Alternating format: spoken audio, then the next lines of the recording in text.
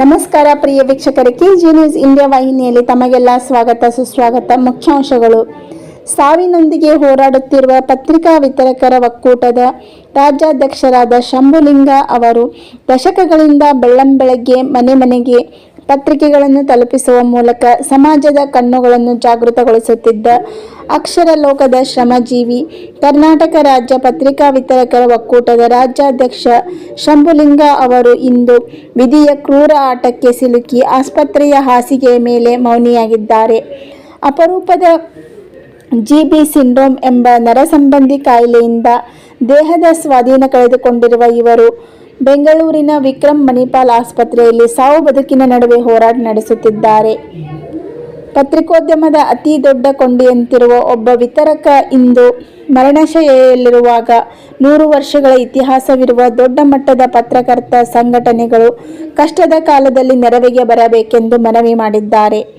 ಇಂತಹ ಸಂಕಷ್ಟದ ಸಮಯದಲ್ಲಿ ಮಾನವೀಯತೆಯೇ ಮಿಗಿಲು ಎಂದು ಸಾಬೀತುಪಡಿಸಲು ಕರ್ನಾಟಕ ಕಾರ್ಯನಿರತ ಪತ್ರಕರ್ತರ ಧ್ವನಿ ಸಂಘಟನೆಯ ರಾಜ್ಯಾಧ್ಯಕ್ಷರಾದ ಬಂಗ್ಲೆ ಮಲ್ಲಿಕಾರ್ಜುನ್ ಅವರು ಕಣಕ್ಕಿಳಿದಿದ್ದಾರೆ. ಇಂದು ಆಸ್ಪತ್ರೆಗೆ ಭೇಟಿ ನೀಡಿದ ಬಂಗ್ಲೆ ಮಲ್ಲಿಕಾರ್ಜುನ್ ಅವರು ಐಸಿಯುವಿನಿಂದ ವಾರ್ಡ್ಗೆ ಸ್ಥಳಾಂತರಗೊಂಡಿರುವ ಶಂಭುಲಿಂಗ ಅವರ ಸ್ಥಿತಿಯನ್ನು ಕಂಡು ಅತೀವ ಭಾವುಕರಾದರು. ಸುಮಾರು 15 ಲಕ್ಷ ರೂಪಾಯಿಗಳಿಗೂ ಅಧಿಕ ವೆಚ್ಚದ ಈ ಚಿಕಿತ್ಸೆಯನ್ನು ಭರಿಸಲಾಗದೆ ಅಸಹಾಯಕತೆಯಿಂದ ಕಣ್ಣೀರು ಹಾಕುತ್ತಿದ್ದ ಶಂಭುಲಿಂಗ ಅವರ ಕುಟುಂಬಸ್ಥರ ಕೈ ಹಿಡಿದು ಧೈರ್ಯ ತುಂಬಿದ ಮಲ್ಲಿಕಾರ್ಜುನ್ ಅವರು ಅಕ್ಷರ ಲೋಕದ ಈ ಹೋರಾಟಗಾರನನ್ನು ಯಾವುದೇ ಕಾರಣಕ್ಕೂ ಕೈ ಬಿಡುವುದಿಲ್ಲ ಎಂಬ ಅಭಯ ನೀಡಿದರು. ಕೇವಲ ಆಸ್ಪತ್ರೆಗೆ ಭೇಟಿಗೆ ಸೀಮಿತವಾಗಿರದೆ ಕೂಡಲೇ ಕಾರ್ಯಪ್ರವೃತ್ತರಾದ ಅವರು ನೇರವಾಗಿ ವಿಧಾನಸೌಧಕ್ಕೆ ತೆರಳಿ ಸರ್ಕಾರದ ಉನ್ನತ ಮಟ್ಟದ ಬಾಗಿಲು ತಟ್ಟಿದ್ದಾರೆ. ಪತ್ರಿಕಾ ವಿತರಕರು ಮಾಧ್ಯಮ ಕ್ಷೇತ್ರದ ಬೆನ್ನೆಲುಬು ಎಂದು ಸ್ಮರಿಸಿದ ಅವರು ಶಂಭುಲಿಂಗ ಅವರಿಗೆ ಮರುಜನ್ಮ ನೀಡಲು ತಕ್ಷಣವೇ ಸ್ಪಂದಿಸಬೇಕೆಂದು ಸರ್ಕಾರದ ಮುಂದೆ ಕಳಕಳಿಯ ವಿನಂತಿ ಮಾಡಿದರು. ವಿಧಾನಸೌಧದಲ್ಲಿ ಮಾನ್ಯ ಮುಖ್ಯಮಂತ್ರಿಗಳಾದ ಸಿದ್ದರಾಮಯ್ಯರವರ ಕಾರ್ಯಾಲಯಕ್ಕೆ ಭೇಟಿ ಮಾಡಿದ ಬಂಗ್ಲೆ ಮಲ್ಲಿಕಾರ್ಜುನ್ ಅವರು ಶಂಭುಲಿಂಗ ಅವರ ಕುಟುಂಬದ ದಯನೀಯ ಸ್ಥಿತಿಯನ್ನು ಕಂಡು ಎಳೆಯಾಗಿ ವಿವರಿಸಿ ಮುಖ್ಯಮಂತ್ರಿಗಳ ಪರಿಹಾರ ನಿಧಿಯಿಂದ ತಕ್ಷಣವೇ ಚಿಕಿತ್ಸಾ ವೆಚ್ಚ ಭರಿಸುವಂತೆ ಒತ್ತಾಯಿಸಿದರು. ಇದರೊಂದಿಗೆ ರಾಜ್ಯ ಸರ್ಕಾರದ ಮುಖ್ಯ ಕಾರ್ಯದರ್ಶಿಗಳಾದ ಶಾಲಿನಿ ರಜನೀಶ್ ಅವರಿಗೂ ಅಧಿಕೃತ ಮನವಿ ಪತ್ರ ಸಲ್ಲಿಸಿ ಆಡಳಿತಾತ್ಮಕವಾಗಿ ಕೂಡಲೇ ಸ್ಪಂದಿಸುವಂತೆ ಕೋರಿದರು. ಮುಖ್ಯಮಂತ್ರಿಗಳ ಮಾಧ್ಯಮ ಸಲಹೆಗಾರರಾದ ಕೆವಿ ಪ್ರಭಾಕರ್ ಅವರಿಗೂ ಮನವಿ ಪತ್ರ ನೀಡಿದ ನಿಯೋಗವು ವಿತರಕರ ಜೀವ ಉಳಿಸಲು ಸರ್ಕಾರವು ಮಾನವೀಯ ನೆಲೆಯಲ್ಲಿ ಧಾವಿಸಬೇಕೆಂದು ಪತ್ರದ ಮೂಲಕ ಮನವಿ ಮಾಡಿತು. ಇದೇ ಸಂದರ್ಭದಲ್ಲಿ ಶಂಭುಲಿಂಗ ಅವರು ದೀರ್ಘಕಾಲದಿಂದ ಕನ್ನಡಪ್ರಭ ಪತ್ರಿಕೆಯ ಏಜೆಂಟ್ ಆಗಿ ಸೇವೆ ಸಲ್ಲಿಸಿರುವುದರಿಂದ ಪತ್ರಿಕೆಯ ಪ್ರಧಾನ ಸಂಪಾದಕರಾದ ರವಿ ಹೆಗಡೆ ಹಾಗೂ ಸಂಪಾದಕರು ಜೊತೆಗೆ ಪತ್ರಕರ್ತರ ಸಂಘದ ರಾಷ್ಟ್ರೀಯ ಅಧ್ಯಕ್ಷರಾಗಿರುವ ಬಿವಿ ಮಲ್ಲಿಕಾರ್ಜುನಯ್ಯ ಅವರಿಗೂ ವಾಟ್ಸಪ್ ಮೂಲಕ ಮನವಿ ಸಲ್ಲಿಸಿದ ಬಂಗ್ಲೆ ಮಲ್ಲಿಕಾರ್ಜುನ್ ಅವರು ದಶಕಗಳ ಕಾಲ ಸಂಸ್ಥೆಯನ್ನು ಬೆಳೆಸಲು ಶ್ರಮಿಸಿದ ವಿತರಕನಿಗೆ ಪತ್ರಿಕಾ ಸಂಸ್ಥೆಯ ವತಿಯಿಂದಲೂ ಆರ್ಥಿಕ ಸಹಕಾರ ನೀಡುವಂತೆ ವಿನಂತಿಸಿದರು. ಈ ಸಂದರ್ಭದಲ್ಲಿ ಮಾತನಾಡಿದ ಬಂಗ್ಲೆ ಮಲ್ಲಿಕಾರ್ಜುನ್ ಅವರು ಹೆಸರು ಮತ್ತು ಇತಿಹಾಸವಿರುವ ದೊಡ್ಡ ಸಂಘಟನೆಗಳು ಕೇವಲ ಹೆಸರಿಗೆ ಮಾತ್ರ ಸೀಮಿತವಾಗಿವೆ ಎಂದು ಮಾರ್ಮಿಕವಾಗಿ ನುಡಿದರು. ಪತ್ರಿಕಾ ರಂಗದ ಶ್ರಮಜೀವಿಗಳಿಗೆ ಕಷ್ಟ ಬಂದಾಗ ಅವುಗಳು ಸ್ಪಂದಿಸದೇ ಇರುವುದು ದುರದೃಷ್ಟಕರ. ನಾವು ಕೇವಲ ಭಾಷಣ ಮಾಡುವ ಸಂಘಟನೆಯಲ್ಲ, ನಮ್ಮ ಪತ್ರಿಕಾ ರಂಗದ ಕುಟುಂಬದ ಸದಸ್ಯರ ಪ್ರಾಣ ಉಳಿಸಲು ಬೀದಿಗೆ ಇಳಿಯುವ ಧ್ವನಿ ಎಂದು ಅವರು ಸಾಬೀತುಪಡಿಸಿದ್ದಾರೆ. ಶಂಭುಲಿಂಗ ಅವರು ಬದುಕಿ ಉಳಿಯಲಿ ಮತ್ತು ಈ ನೊಂದ ಕುಟುಂಬಕ್ಕೆ ನಾಡಿನ ಜನತೆ ಹಾಗೂ ಸರ್ಕಾರ ಆಸರೆಯಾಗಲಿ ಎಂಬುದು ಎಲ್ಲರ ಆಶಯವಾಗಿದೆ.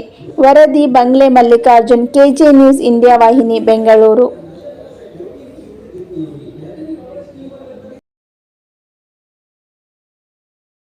ಆತ್ಮೀಯ ರಾಜ್ಯದ ಮಾಧ್ಯಮ ಸ್ನೇಹಿತರಲ್ಲಿ ವಿನಂತಿ, ಇವತ್ತು ನಾನು ಈ ಒಂದು ವಿಡಿಯೋ ಮಾಡೋ ಒಂದು ಉದ್ದೇಶ, ಇವತ್ತು ಕರ್ನಾಟಕ ರಾಜ್ಯ ಪತ್ರಕರ್ತರ ವಿತರಕರ ಒಕ್ಕೂಟದ ರಾಜ್ಯಾಧ್ಯಕ್ಷ ಆಗಿರುವಂತಹ ಶಂಭುಲಿಂಗರ 43 ವರ್ಷ, ಇನ್ನು ಇಷ್ಟು ಚಿಕ್ಕ ವಯಸ್ಸಿನಲ್ಲಿ ಅವರಿಗೆ ಸಿಂಪ್ಟಮ್ಸ್ ಕಾಯಿಲೆ, ಆ ಒಂದು ಕಾಯಿಲೆಯಿಂದ ಆರೋಗ್ಯದಲ್ಲಿ ತೀವ್ರ ಏರುಪೇರು ಆಗಿದ್ದು ಬಹಳಷ್ಟು ತೀವ್ರ ಒಂದು ಹೀನಾಯ ಸ್ಥಿತಿ, ಜೊತೆಗೆ ಕಷ್ಟಕರ ಸ್ಥಿತಿಯಲ್ಲಿ ಇವತ್ತು ಏನಾಗುತ್ತೋ ಗೊತ್ತಿಲ್ಲ, ಅಂತಹ ಸ್ಥಿತಿಯಲ್ಲಿ ಇವತ್ತು ಶಂಭುಲಿಂಗ ಅವರ ಸ್ಥಿತಿ ಇದೆ. ಇವತ್ತು ಒಬ್ಬ ಪತ್ರಿಕೆಯ ವಿತರಕರ ಸಂಘದ ರಾಜ್ಯಾಧ್ಯಕ್ಷರು, ಅವರಿಗೆ ಇವತ್ತು ರಾಜ್ಯಾದ್ಯಂತ 70,000 ವಿತರಕರ ಹಿಂದೆ ಇದ್ದಾರೆ. ಆದ್ರೂ ಇವತ್ತು ರಾಜ್ಯಾಧ್ಯಕ್ಷ ಪರಿಸ್ಥಿತಿನೇ ಈ ತರ ಆದಾಗೆ ಇವತ್ತು ವಿಕ್ರಮ್ ಮಣಿಪಾಲ್ ಹಾಸ್ಪಿಟಲ್ ಅಲ್ಲಿ, ಇವತ್ತು ಕನ್ನಿಂಗ್ಹ್ಯಾಮ್ ರೋಡ್ ಅಲ್ಲಿ ಇರುವಂತಹ ಹಾಸ್ಪಿಟಲ್ ಅಲ್ಲಿ ಕಳೆದ 7 ದಿನಗಳಿಂದ ಅಡ್ಮಿಟ್ ಆಗಿದ್ದಾರೆ. ಕೇವಲ 7 ದಿನಕ್ಕೆ ಹಿಂದಿಗೆ 10.5 ಲಕ್ಷ ಬಿಲ್ ಆಗಿದೆ ಅವರಿಗೆ. ಇವತ್ತು ಡಾಕ್ಟರ್ ಏನ್ ಹೇಳಿದ್ದಾರೆ, ಇವತ್ತು 7 ದಿನ ನಂತರ ಇಂದು ಅವ್ರನ್ನ ಸ್ಪೆಷಲ್ ವಾರ್ಡ್ಗೆ ಶಿಫ್ಟ್ ಮಾಡಿದ್ದಾರೆ. ಇವತ್ತು ನಾನು ಹೋಗಿ ಅವ್ರನ್ನ ಮಾತಾಡಿಸಿದಂತ ಸಂದರ್ಭದಲ್ಲಿ ಬಹಳಷ್ಟು ದುಃಖಕರವಾಯಿತು.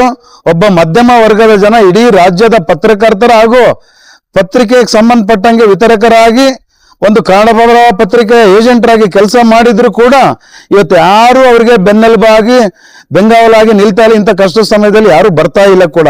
ಇವತ್ತು ಇದಕ್ಕೆ ಕರ್ನಾಟಕ ಸರ್ಕಾರ ಇರ್ಬೋದು, ನಮ್ಮ ಮುಖ್ಯಮಂತ್ರಿಗಳ ಮಾಧ್ಯಮ ಸಲಹೆಗಾರರಾದಂಥ KV ಪ್ರಭಾಕರ್ ಅವರು ಇದ್ರ ಬಗ್ಗೆ ಹೆಚ್ಚಿನ ಕಾಳಜಿ ತಗೊಂಡು ಒಂದು ಹೀನಾಯ ಸ್ಥಿತಿಯಲ್ಲಿ ಇರೋಂಥ ಕುಟುಂಬಕ್ಕೆ ತಮ್ಮ ಕೈಯಿಂದ ಇಲ್ಲ ಸರ್ಕಾರದಿಂದ ಇನ್ನಿತರ ಯಾವುದೋ ಒಂದು ಸಣ್ಣ ಮಟ್ಟದಾಗಿ ಸ್ವಲ್ಪ ಕೈ ಹಿಡಿದ್ರೆ ಇಡೀ ಕುಟುಂಬ ಚೇತರಿಸ್ಕೊಂಡು ಇಡೀ ರಾಜ್ಯದ ವಿತರಕರು ಉಸಿರು ಬಿಡುವಂತ ಪರಿಸ್ಥಿತಿ ಬರ್ತದಂತ ಈ ಸಂದರ್ಭದಲ್ಲಿ ಅವರಲ್ಲಿ ಮನವಿ ಮಾಡೋದ್ರ ಜೊತೆಗೆ ಇಂದು ನಾನು ಮಾನ್ಯ ಮುಖ್ಯಮಂತ್ರಿಗಳಿಗಿರ್ಬೋದು, KV ಪ್ರಭಾಕರ್ಗಿರ್ಬೋದು, ಮುಖ್ಯ ಕಾರ್ಯದರ್ಶಿಗಳು ಕರ್ನಾಟಕ ಸರ್ಕಾರ ಶಾಲಿನಿ ರಜನೀಶ್ ಅವ್ರಿಗಿರ್ಬೋದು, ಜೊತೆಗೆ ವಾರ್ತಾ ಇಲಾಖೆ ಆಯುಕ್ತರಾದಂತ ಹೇಮಂತ್ ನಿಂಬಾಳ್ಕರ್ಗೆ ಜೊತೆಗೆ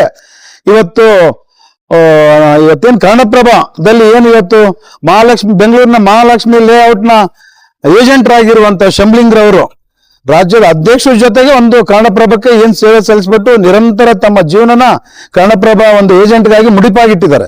ಇವತ್ತು ರವಿ ಹೆಗಡೆ ಸಾಹೇಬ್ರು ಏನಿದ್ದಾರೆ ಮುಖ್ಯಸ್ಥರು ಕನ್ನಡಪ್ರಭ ಜೊತೆಗೆ ಸುವರ್ಣ ಚಾನೆಲ್, ಈ ಮುಖ್ಯಸ್ಥರು ಮನ್ಸು ಮಾಡಿ CM ಹತ್ರ ಅವಿನಾಭಾವ ಸಂಬಂಧ ಹೊಂದಿದ್ದಾರೆ. ಮೊನ್ನೆ ಬಜೆಟ್ ಪೂರ್ವದಲ್ಲಿ ತಾವೆಲ್ಲ ಫೋಟೋಗಳು ವಿಡಿಯೋದಲ್ಲಿ ನೋಡಿದ್ರೆ ಅವ್ರ ಹತ್ರ ಅಷ್ಟು ಆತ್ಮೀಯತೆಯಲ್ಲಿ ಅವ್ರ ಪತ್ರಕರ್ತರಿಗೆ ಏನೊಂದು ಔತಣಕೂಟ ಕೊಟ್ಟರು, ಏಟ್ರಿ ಓಟದಲ್ಲಿ ಅಷ್ಟು ಸಂಬಂಧ ಇವತ್ತು ರವಿ ಹೆಗಡೆ ಇದ್ದಾರೆ.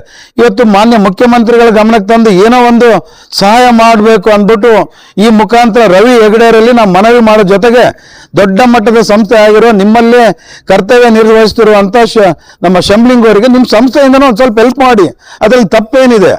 ಅದ್ರ ಜೊತೆಗೆ BV ಮಲ್ಲಿಕಾರ್ಜುನಯ್ಯ ಅವರು ಇವತ್ತು ಕನ್ನಡಪ್ರಭದ ಸಂಪಾದಕರು, ಜೊತೆಗೆ ಪತ್ರಕರ್ತರ ಸಂಘದ ಕಾರ್ಯನಿರತ ಪತ್ರಕರ್ತರ ಸಂಘಕ್ಕೆ ಸಂಬಂಧಪಟ್ಟಂಗೆ ರಾಷ್ಟ್ರೀಯ ಅಧ್ಯಕ್ಷರು.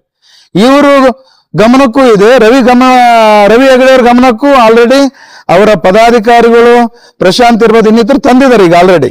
ದಯಮಾಡಿ ಮಾನವೀಯತೆ ಮರೆದು ನಿಮ್ಮ ಏಜೆಂಟ್ ಏನಿದ್ದಾರೆ ಅವ್ರಿಗೊಂದು ಏನಾಗಿದೆ, ಇವತ್ತು ಇನ್ಸೂರೆನ್ಸ್ ಇದೆ ಅವರಿಗೆ ಪುಣ್ಯ.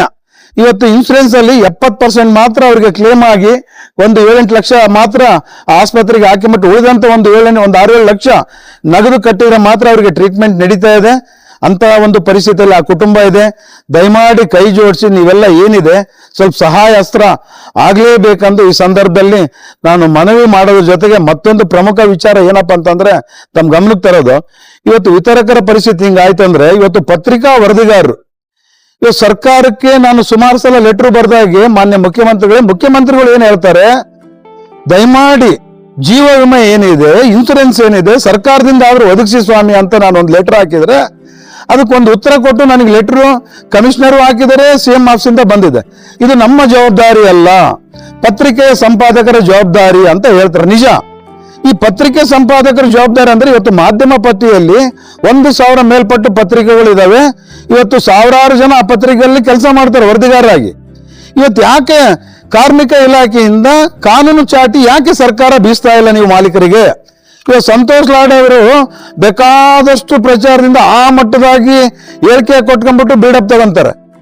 ಎಲ್ಲ ಸಣ್ಣ ಪುಟ್ಟು ಉದ್ಯಮದವ್ರಿಗೆ ಹೋಗಿ ಆ ರೀತಿ ಮಾಡ್ತಿರಲ್ಲ ಸಂತೋಷ್ ಲಾಡ್ ಅವರೇ.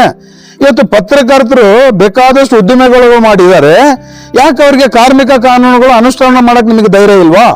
ಮಾಡ್ರಿ. ಇವತ್ತು ರೋಡ್ನಲ್ಲಿ ಬಿದ್ದಿದ್ದಾರೆ ಪತ್ರಕರ್ತರ ಕುಟುಂಬ ಸ್ಥಿತಿಗಳು, ವರದಿಗಾರರ ಸ್ಥಿತಿ ಹೇಳಂಗಿಲ್ಲ. ಅಂತ ಸ್ಥಿತಿಯಲ್ಲಿ ದಯಮಾಡಿ ಮಾತು ಕಡಿಮೆ ಮಾಡಿ ಕೆಲಸ ಮಾಡೋದೇನಿದೆ ಮಾಡಿ. ಇವತ್ತು ಅಸಂಘಟಿತ ಕಾರ್ಮಿಕರು ಅವರೆಲ್ಲ ವಿತರಕರು ಅವ್ರಿಗೆ ಇವತ್ತು ರಕ್ಷಣೆ ಇಲ್ಲ, ನೆಲೆ ಇಲ್ಲ.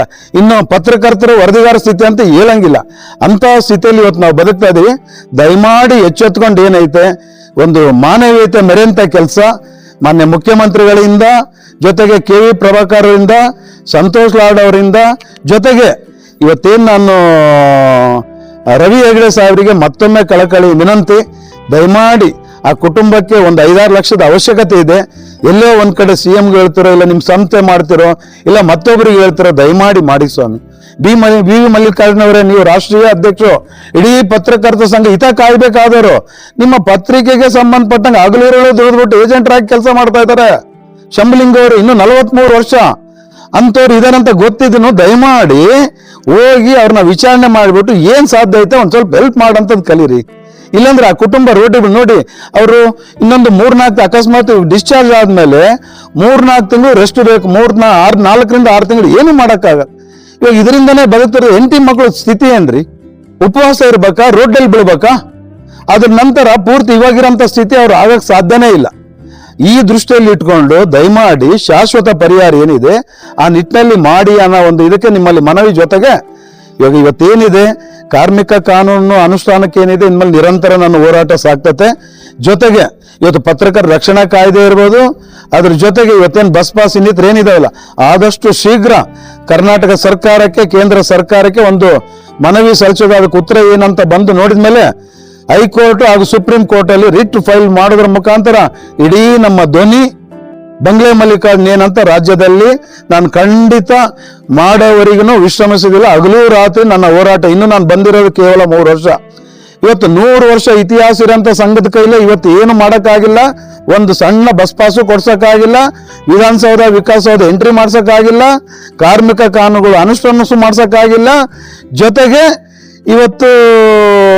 ಇವತ್ತೇನು ದೊಡ್ಡ ಸಂಸ್ಥೆಯಲ್ಲಿ ಕೆಲಸ ಮಾಡ್ತಾರಲ್ಲ ಆ ಸಂಘದ ಮೇನ್ ಅಧ್ಯಕ್ಷಗಳು, ಇನ್ನ ಬೇರೆ ಬೇರೆ ಪದಾಧಿಕಾರಿಗಳು, ಆ ಸಂಸ್ಥೆನಲ್ಲಿ ಒಂದು ಪೇ ಸ್ಲಿಪ್ ಕೊಡ್ಸಕ್ ಇವತ್ತಿಗೆ ಅವ್ರ ಕೈಲಿ ಆಗ್ತಾ ಇಲ್ಲ. ನಾನು ಬಂದಿರೋದು ಇನ್ನು 3 ವರ್ಷ, ಇನ್ನು 2 ವರ್ಷ ವೇಟ್ ಮಾಡ್ರಿ. ಕಾನೂನು ಏನಂತ ನಾನು ತೋರಿಸ್ಕೊಡ್ತೀನಿ. ರಾಜ್ಯದ ಪತ್ರಕರ್ತರ ಮೊಗದಲ್ಲಿ ಸಂತೋಷ ಮೂಡೋವರೆಗೆ ನನ್ನ ಅವಿರತ ಶ್ರಮ, ನಿರಂತರ ಹೋರಾಟ ಇರ್ತದೆ ಅಂತ ಹೇಳೋದ್ ಜೊತೆಗೆ ಮತ್ತೊಮ್ಮೆ ಇವಾಗ ಏನ್ ಹೇಳಿದೀನಿ ಎಲ್ಲ ದೊಡ್ಡ ನಮ್ಮ ಹಿರಿಯ ಪತ್ರಿಕೆ ಸಂಬಂಧ ದಯಮಾಡಿ ಶಂಭುಲಿಂಗ ಅವ್ರ ಸ್ಥಿತಿ ನೋಡ್ಕೊಂಡ್ಬಿಟ್ಟು ಅವ್ರಿಗೆ ಏನಿದೆ ತಮ್ಮ ಕೈಲಾದಂತ ಒಂದ್ ಸ್ವಲ್ಪ ಹೋಗಿ ಸಹಾಯಸ್ತ ನೀಡಿ. ಇಲ್ಲ ಸರ್ಕಾರದಿಂದ ಏನಿದೆ ಸಾಧ್ಯವಾದ ಮಟ್ಟಿಗೆ ಒಂದು 10 ಲಕ್ಷ ರೂಪಾಯಿ ಹೆಲ್ಪ್ ಮಾಡಿದ್ರೆ ಉಳಿದಂತ 8-10 ಲಕ್ಷ ಅವ್ರಿಗೆ ಇನ್ಸೂರೆನ್ಸ್ ಇದೆ ಮಾಡ್ಕೊಂತಾರೆ. ತೀವ್ರ ಆರ್ಥಿಕ ಇದೆ, ದಯಮಾಡಿ ಮತ್ತೊಮ್ಮೆ ಸಹಾಯ ಮಾಡಿ ಅಂತ ತಮ್ಮಲ್ಲಿ ಕಳಕಳಿಯಾಗಿ ಈ ಬಂಗ್ಲೆ ಮಲ್ಲಿಕಾರ್ಜುನ ಹೃದಯಪೂರ್ವಕವಾಗಿ ಮನವಿ ಮಾಡ್ತಾ ಇದ್ದೀನಿ. ಈ ಚಾನೆಲ್ ಅನ್ನು ಸಬ್ಸ್ಕ್ರೈಬ್ ಮಾಡಿ ಮತ್ತು ಪಕ್ಕದಲ್ಲಿರುವ ಬೆಲ್